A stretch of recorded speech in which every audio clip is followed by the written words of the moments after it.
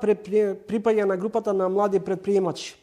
2019 година влезе со нејзината компанија меѓу 30 најдобри на Forbes, а неодамна ја доби престижната награда во Мајами 2021.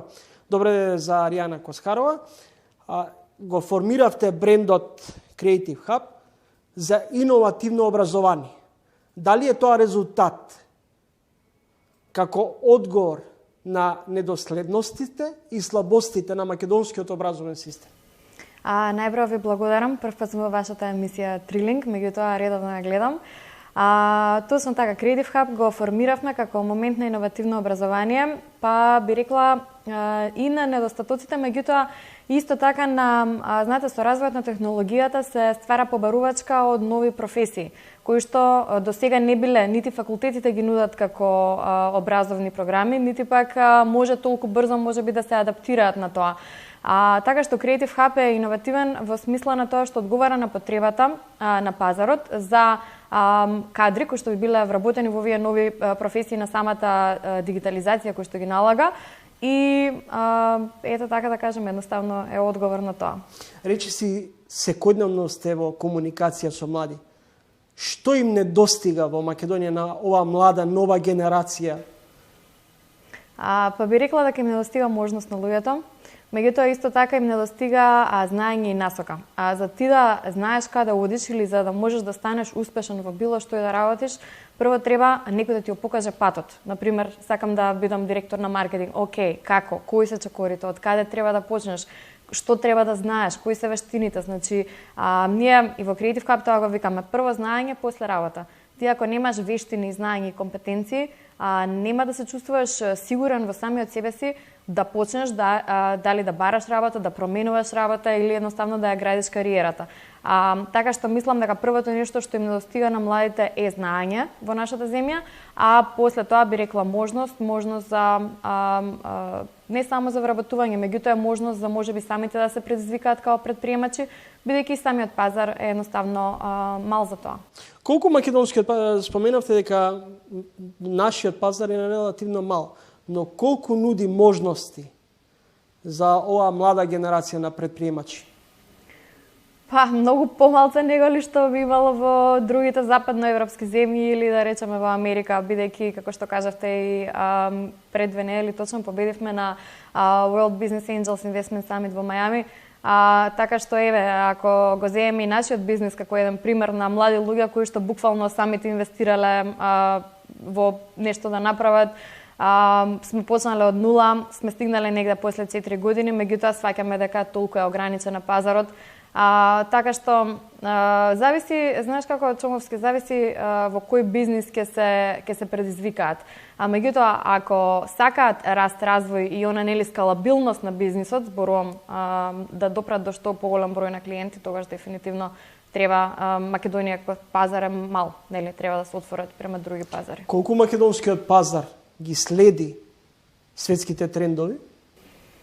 Па види, не е дека македонскиот пазар дали ги следи или не ги следи, може да кажеме колку има побарувачка за светските трендови тука кај нас и колку се спремни луѓето да платат за тоа. Значи, стандардот на живење го едноставно ги налага и можностите. Сега ние може да донесеме и продавачи, да организираме и со најдобрите луѓе од странство, меѓутоа ако тоа нема кој да го плати, тогаш значи пазарот не е доволно зрел за да следи некакви трендови. Не знаеме да препознаеме квалитет? Ние квалитет и да инвестираме? Да препознаеме, меѓутоа можеби не сме спремни да финансираме. Пак ја кажам, тоа зависи од самиот стандард на живење кој што го има нашиот пазар, што дефинитивно не можеме да се споредиме со заработката на еден просечен човек во Македонија со во Западна Европа или пак во САД. И оваа владеачка гарнитура и претходната постојано говореа дека Македонија е добра дестинација за инвестирање.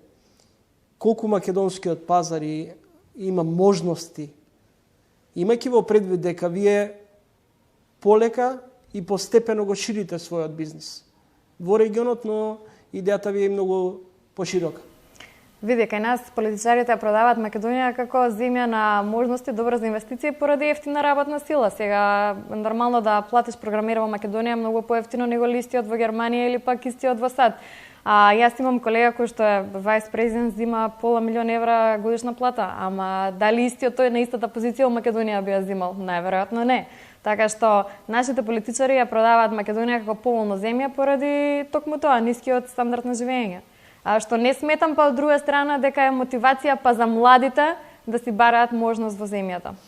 Според еден научен труд, иновациите и образованието се клучни состојки за глобален успех во економијата и заснована на знаење. Брзото менување на светот носи предизвици и можности за бизнисите. Иновацијата може да им помогне на компаниите да ги искористат овие промени. Ги следиме најновите случувања на светските економски пазари? Па ние конкретно ги следиме. Сега за целосно, ако ме прашаш за целата земја, може би не би знаела точно да ти одговорам. Меѓутоа ние ги следиме. Она што се случува во економијата, она што е светски тренд, цело време се трудиме да го имплементираме. Конкретно во нашата компанија, види, ние не би биле компетитивни нити во Европа, нити во Западна Европа, нити во Америка, доколку не сме одговор на тоа што се бара кај нив. Значи, конкретно во нашиот бизнис, во тоа што ние го работиме, апсолутно, и цело време ги апдейтираме и програмите и се она што се случува всушност за да биде адаптибилност светот, бидејќи ева земи една програма, да го споредиме со првото прашање што ми го постави. Ако некој учи маркетинг, маркетингот од 95 до сега не е ист, па маркетингот од лани до оваа година не е ист. Facebook направи 10 апдейта на самиот Facebook, па не пали да збориме Котлер 95-та, Форпи што сме го учела на факултет. Затоа можеби, како што кажав, на нашето образование му треба еден апдейт. Значи, едноставно, и можеби факултетите се малце по, како да кажам, затворени во тоа да ги прифатат новите трендови и толку брзо да се адаптираат, да ги адаптираат во образовните програми. Тука можеби лежи проблемот на нашето формално образование. Што е предизвикот за една добра компанија? Да промовира нови иновативни решенија или да брка тендери? Па види, мислам нека и двете. Се шалам, не. Значи, за секој менаџер кој што работи бизнес девелопмент, нормално дека предизвик би му било да го прави тој бизнес што поуспешен и што поуспешен. Сега, дали може во Македонија нашиот бизнес да биде, да го правиме тоа на исти начин, во исти бизнес девелопмент и да биде поуспешен, не знам, може би кај нас системот повеќе се заснова на тоа да станеш успешен ако земеш некој тендер или ако едноставно такво општество живееме. Меѓутоа, доколку би ме прашал за мојот бизнес во Америка, дефинитивно би ми бил предизвик секоја година да внесувам нови работи, едноставно да бидам лидер на компанијата кој што ќе работи на бизнес девелопмент, ќе воведува цело време иновации за ние да бидеме подобри и покомпетитивни на пазарот, бидејќи според мене тоа е правилниот рецепт за успех. Ме мотивира стравот од неуспех. Од една страна неуспехот, а од друга неуморната желба да создавам. Ова е ваша изјава која пронедов неодамнешно. Што би ве мотивирало да останете во Македонија? А да не заминете, бидејќи ми откривте дека планирате да заминете за Соединените Американски држави? Да, точно на 1 ноември одам за Мајами. Што би мотивирало да останам во Македонија? Па мислам дека мојата мисија тука ја исполнив. Така што во овој момент не би ме мотивирало ништо. Немате предизвик да инвестирате во Македонија?